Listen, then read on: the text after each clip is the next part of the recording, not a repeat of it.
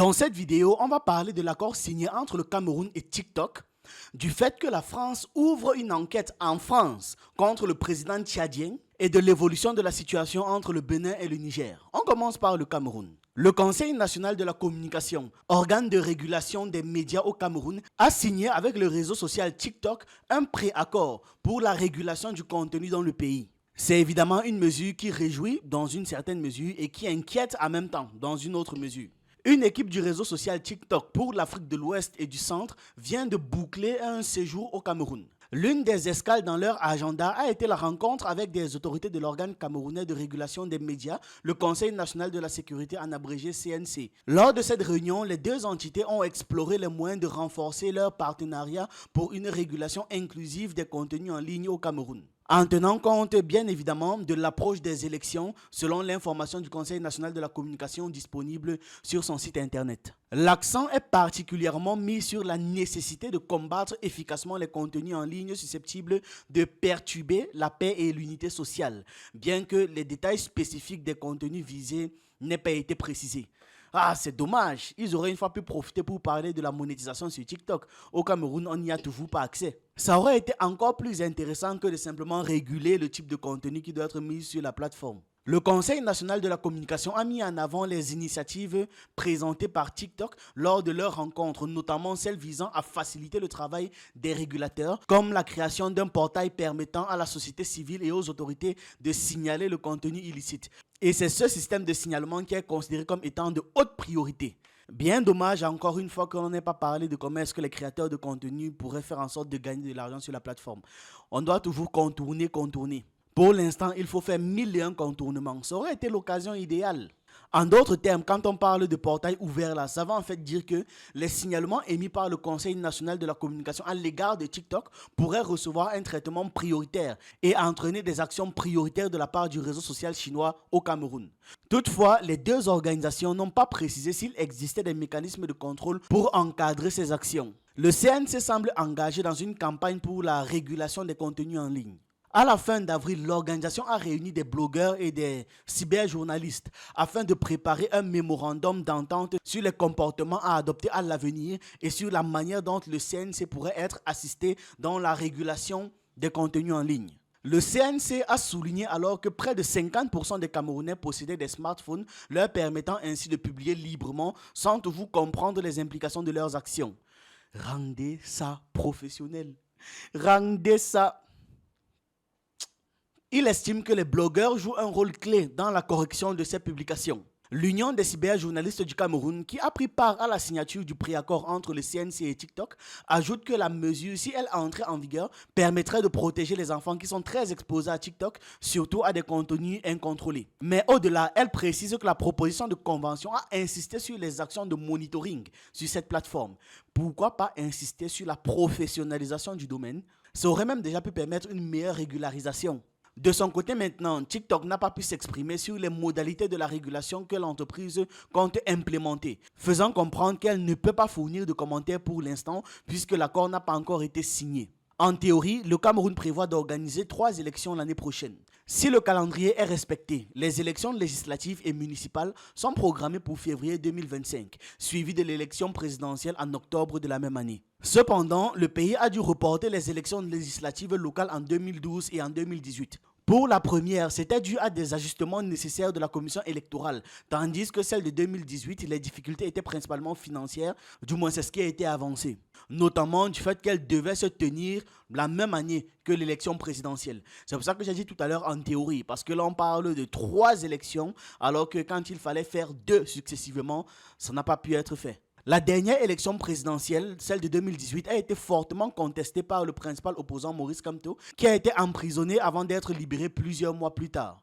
Il avait tenté de manifester avec ses partisans pour contester les résultats qui proclamaient la victoire du président Paul Biya. Cette élection a aussi été marquée par une intensification des tensions entre les partisans du pouvoir en place et ceux de l'opposition, ce qui a conduit Facebook à fermer certains groupes d'échange hébergés sur la plateforme. Par exemple, le groupe Le Cameroun, c'est le Cameroun, qui regroupait plusieurs centaines de milliers de personnes, a été momentanément fermé avant d'être réouvert par Facebook avec un nombre de participants réduit. Son promoteur, Mathieu Youbi, un militant du parti politique de Maurice Kamto, a dit avoir été notifié par Facebook de la fermeture de son groupe parce que ce dernier salit l'image du Cameroun et porte atteinte aux efforts de modernisation de l'État en construction. Facebook, de son côté, n'a pas réagi aux sollicitations des médias pour le commentaire sur ces allégations jusqu'à hier encore, jusqu'au 4 juillet encore. Peut-être qu'ils le feront plus tard, mais pour l'instant, ce n'est pas encore le cas. Pourquoi l'accord entre le Cameroun et TikTok inquiète? L'association des blogueurs et l'union des journalistes du Cameroun, contactés par des médias, ont refusé de commenter ce préaccord récent entre le régulateur des médias et TikTok.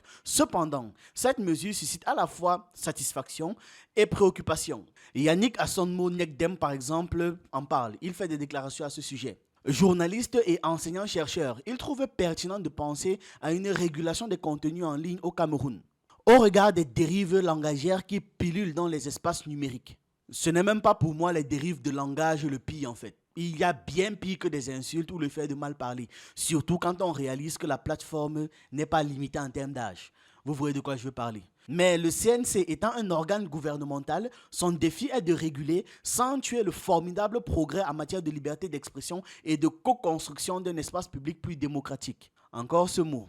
La lutte contre les discours de haine et l'approche des élections ne doivent pas servir de prétexte pour museler la société, les acteurs politiques de l'opposition, les voix indépendantes et généralement les citoyens. Ce sont toujours les mots de Yannick Assonmo. D'ailleurs, il rappelle que c'est une préoccupation majeure concernant le besoin de réguler les espaces numériques, tout comme cette préoccupation a été formulée par la Commission africaine des droits de l'homme et des peuples concernant la lutte contre le terrorisme.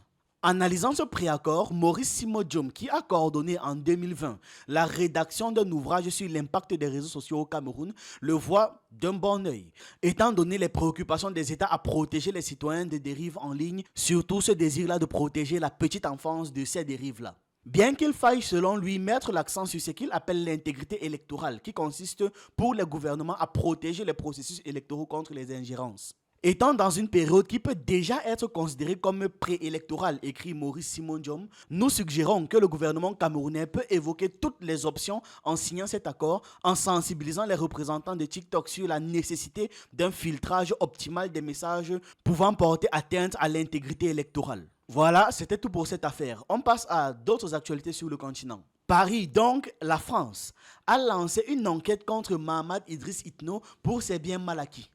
Cette affaire démontre une fois de plus l'ingérence et le néocolonialisme dont fait preuve la France. Surtout quand on voit le rapprochement du Tchad avec la Russie. Parce que c'est ça en fait qui crée les tensions actuelles. Ahmad Tahi Bakit, chargé des relations extérieures de la maison russe au Tchad, a déclaré que l'enquête lancée en France contre le président tchadien illustre un double standard inacceptable et un manque de respect profond. L'affaire soulève un malaise palpable. Serait-il convenable qu'un juge africain qu'un juge tchadien dans ce cas précis, ouvre une enquête sur un dirigeant français sans que cela ne provoque un tollé général en France? Une fois de plus, l'hypothèse semble impensable, n'est-ce pas? C'est incongru, c'est ridicule. Mais la France le fait jusqu'à l'annonce et le dit dans les médias. Cette affaire a été ouverte par la France qui a un passé colonial très douloureux avec le Tchad et avec toute l'Afrique francophone même. C'est une tentative très malhonnête visant à déstabiliser le président tchadien qui se rapproche de plus en plus de la Russie et qui délaisse de plus en plus la France, donc fatalement l'intégralité de l'Occident. L'Afrique est entrée dans une nouvelle ère où elle revendique sa souveraineté et la liberté de choisir ses partenaires. Il est temps que les pays occidentaux abandonnent leur posture condescendante et prennent conscience de cette nouvelle donne géopolitique, de cette nouvelle réalité géopolitique. Parce qu'avec ou sans eux, on va avancer. De préférence même sans eux. Ils n'ont jamais rien fait de positif en Afrique. Jamais. Nulle part, à aucun moment de l'histoire. Même par accident, ils n'ont jamais rien fait de positif pour nous. Ils finiront par comprendre qu'on ne veut plus d'eux, même pas à la force. Autre actualité, une commission tripartite a été établie pour apaiser les tensions entre le Niger et le Bénin. La commission a été constituée avec des représentants des gouvernements du Niger et du Bénin, ainsi que Boni Yayi et Nicéphore Soglo, deux anciens présidents béninois, comme indiqué dans un communiqué gouvernemental nigérien relayé par Actu Niger. L'objectif de la commission est d'initier un dialogue constructif, mettant en avant les intérêts supérieurs des deux pays au-delà de toute autre considération.